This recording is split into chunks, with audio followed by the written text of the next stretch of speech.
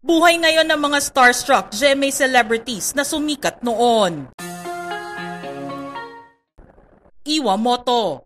Itinanghal namang first princess si Iwa sa pagsali niya sa Starstruck Season 3 noong 2005. 2009 ang gampanan naman niya ang papel ni Valentina sa Darna series ni Marian Rivera. Sa ngayon ay masaya siya bilang partner ni Pampi Lacson na nakarelasyon niya noon pang 2012.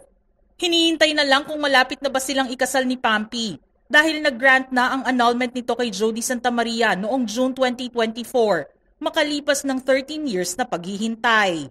Sara Labati. Nagwagi si Sara bilang Ultimate Survivor sa 5th season ng Starstruck noong 2009. Exclusive ang kontrata na pinirmahan niya sa GMA, kaya naman maraming proyekto ang nakalinya sa kanya noon. Pero nagkaroon ng hindi pagkakaintindihan sa pagitan niya at ng network na nauwi sa demandahan. Lumipat si Sara sa ABS-CBN taong 2015 at nakagawa ng ilang proyekto sa istasyon. Ikinasal si Sara kay Richard Gutierrez noong March 14, 2020. Pero makalipas ang mahigit isang dekada, nagkahiwalay ang dalawa na kanilang inamin noong March 2024. Pero maayos naman sila bilang co-parents sa dalawa nilang anak. Napapanood si Sara ngayon sa Lumuhod Ka sa Lupa sa TV5. RC Munoz. Starstruck Avenger naman si RC sa pagtatapos ng 3rd season ng reality show noong 2005. Halos mga kontrabida roles ang ginagampanan ni RC noon na matagumpay naman niyang nagagawa. 2012 nang bumida siya sa seryeng Felina, Prinsesa ng Mga Pusa. 2014 naman nang lumipat siya sa ABS-CBN at nakasama sa seryeng Pasyon de Amor. Air Force Reservist sa ngayon si RC sa Philippine Air Force at may ranggo bilang sergeant. Jana Rojas. Sumali si Jana sa Starstruck Season 3 noong 2005. Hindi man pinalad na manalo, may mga projects pa rin naman na naibigay sa kanya ang GMA7. Napanood siya sa mga seryeng Dapat Ka Bang Mahalin, Ikaw Sana, Zaido, Pulis Pangkalawakan, Gaano Kadalas Ang Minsan at iba pa. Taong 2016 naman ang mabalita ang relasyon nila ng aktor at politician na si EJ Falcon.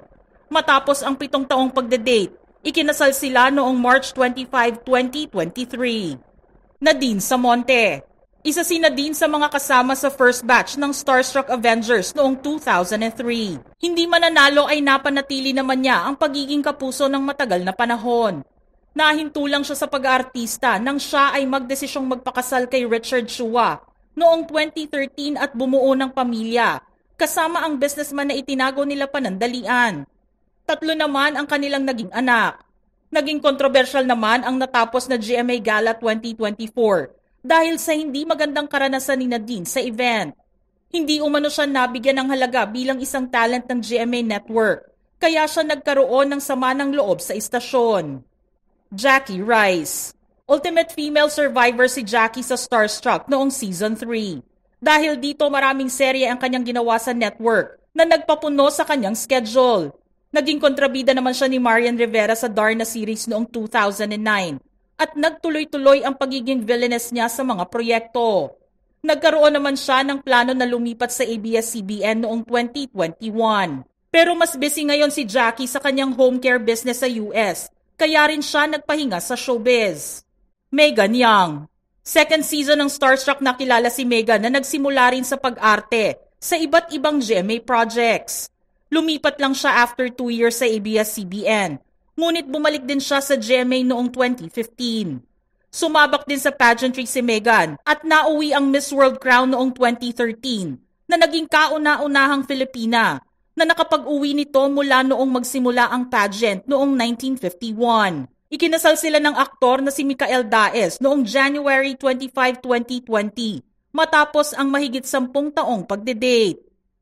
Riza Senon. Ultimate female survivor naman si Riza sa Starstruck noong Season 2. Nakasama siya sa ilang proyekto ng GMA at gumanap din noong 2005 bilang isang kontrabida ni Angel Locsin sa Darna. Pumirma naman siya ng kontrata sa Viva Artist matapos ang 13 years niya sa GMA.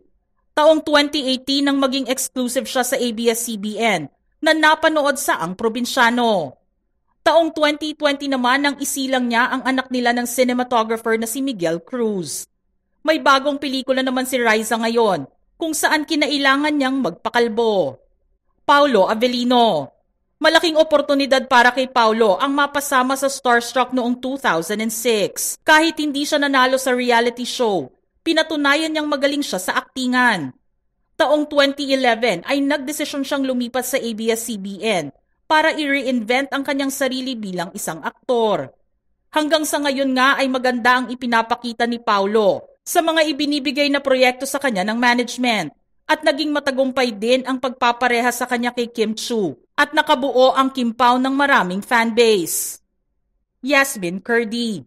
First runner-up of First Princess si Yasmin sa Starstruck noong 2003. Mas nakilala siya nang gawin niya ang Encantadia noong 2005 bilang si Mira. Maraming proyekto ang ibinigay sa kanya ng network, kaya naman nakita ang galing niya sa acting maging sa singing. Taong 2013 nang pakasalan niya si Rachel De Villa na isang piloto at nagkaroon ng 2 anak. Magna cum laude graduate si Yasmin sa Arellano University na may degree sa BA Political Science noong 2019. Bea Binene. Isa si Bea sa mga junior ambassadors para sa Haribon Foundation mula pa noong 2005 at former volunteer din sa Kapuso GMA Foundation at Philippine Red Cross. Starstruck Kids ang sinalihan ni Bea noong 2004.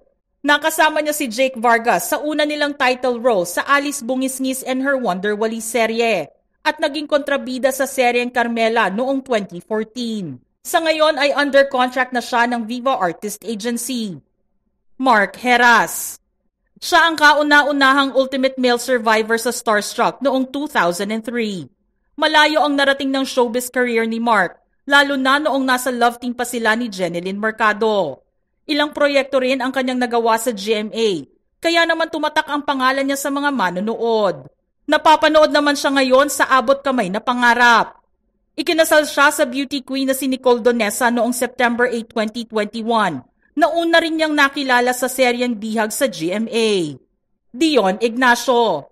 Isa sa mga Starstruck Avengers si Dion sa unang season ng reality show. Nang pasukin niya ang showbiz, nabigyan siya ng kanyang big role noong 2008, kung saan naging leading man siya ni Yasmin Curdy sa seryeng Saan Darating ang Umaga. Isa rin siyang musician at gitarista ng bandang Filia, kung saan vocalist si RC Munoz. Huli siyang napanood sa sitcom na Walang Matigas na Pulis sa Matinik na Misis nitong taon lamang. LJ Reyes. Ginawaran si LJ bilang Best Actress sa 39th Gawad Urian Awards para sa pelikulang Anino sa Likod ng Buwan. Pero bago siya nagsimula sa pag-arte, tinanghal muna siyang First Princess sa Starstruck. Naging makulay naman ang kanyang love life nang magkaroon sila ng anak ni Paolo Avellino. Napuno naman ng kontrobersiya ang buhay niya nang mahiwalay kay Paolo Contis dahil sa cheating. Kasama ni LJ sa Amerika ang mga anak niya kina Paolo Avellino na si Aki at kay Paolo Contis na si Summer. Ikinasal naman siya kay Philip Evangelista noong October 8, 2023 sa New York. Christine Reyes.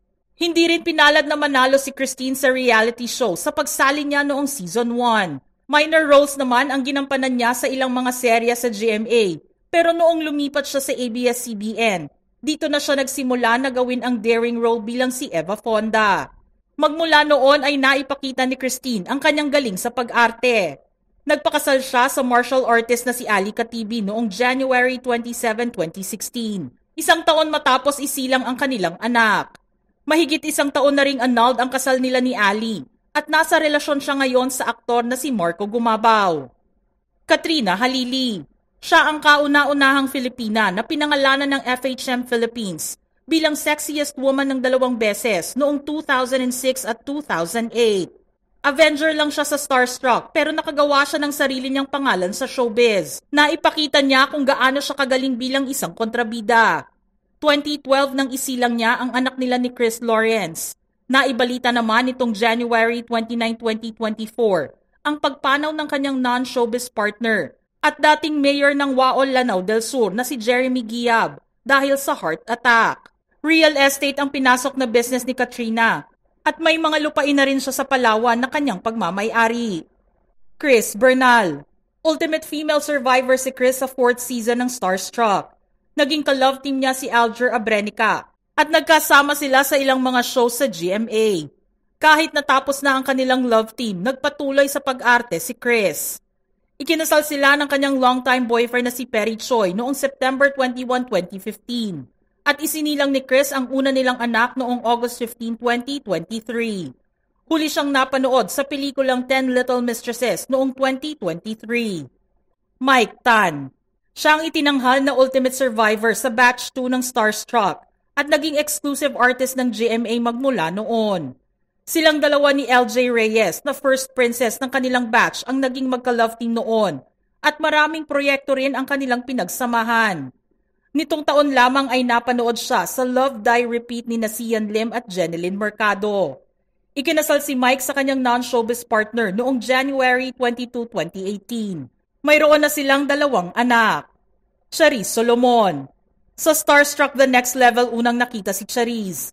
Hindi man nagwagi, nakuha pa rin niyang gumawa ng pangalan sa showbiz at sa larangan ng comedy siya mas nagtagumpay. Regular din siyang napapanood sa Bubble Gang. December 2012 nang ikasal siya sa businessman na si Nestor Nang at nagkaroon ng dalawang anak pero nagkahiwalay din. Masaya naman siya ngayon kasama ang professional DJ na si Vince Teotico at isa nilang anak. Rocco Nacino. Pamangkin siya ng dating presidente at yumaong COO ng GMA Marketing and Productions na si Manuel Quiogue. Pero hindi ginamit ni Rocco ang relasyon na iyon para makapasok sa showbiz. Dumaan muna siya sa Starstruck at naging second prince noong 5th season. Maraming proyektong ginawa si Rocco sa GMA at nakilala bilang isang magaling na aktor. Miyembro si Rocco ng Naval Special Operations Group ng Philippine Navy. Ikinasal naman silang dalawa ng dating pro volleyball player na si Melissa Guhing noong January 21, 2021 sakay ng naval ship. Mayroon din silang isang anak. Alger Abrenica. Tahimik sa ngayon ang karera ni Alger Abrenica pero noong nagsimula siyang sumali sa Starstruck noong 2006 at itinanghal na Ultimate Hunk, maraming proyekto ang kanyang ginawa. Lead roles ang ginampanan niya sa ilang mga GMA serye. Natapos ang kontrata niya noong 2017 at lumipat sa ABS-CBN na ibinigay ang lead role sa seryeng Asintado. Ikinasal sila ni Kylie Padilla noong 2018, subalit nahiwalay noong 2021. Pero pareho silang co-parents sa dalawa nilang anak. Sa kasalukuyan ay nasa Viva Max na si Alger at gumagawa ng sexy movies. Sheena Halili. Nasa Final 14 lamang si Sheena nang sumali siya sa Starstruck noong unang batch. Matapos ito ay nakilala siya sa pagiging support sa mga bida at kontrabida roles sa mga serye ng GMA. Biggest break niya ang Pinoy remake ng Marimar noong 2007 na gumanap bilang best friend ng kontrabidang si Katrina Halili. February 23, 2020 nang ikasal siya sa lawyer na si Jeron Manzanero at isinilang ang kanilang anak na si Martina noong December 13, 2020. Nagdadalang tao si Sheena ngayon sa kanilang baby boy na inanunsyo nila noong March 2024. Jewel Mish. Ultimate Sweetheart ang nakuha niyang titulo sa 4th season ng Starstruck at nakasama sa ilang proyekto ng GMA. Naging kapamilya siya matapos ma-expire ang kanyang kontrata bilang kapuso. Pero tuluyang iniwan ni Jewel ang kanyang karera bilang isang artista. Nagdesisyon kasi siyang manatili na lamang sa Amerika kasama ang kanyang asawa na si Alistair Cursor matapos nilang ikasal noong 2015. 3 naman ang kanilang naging anak. Mga ka-showbiz peeps, anong masasabi nyo sa listahan natin ngayon? Just send your comments below.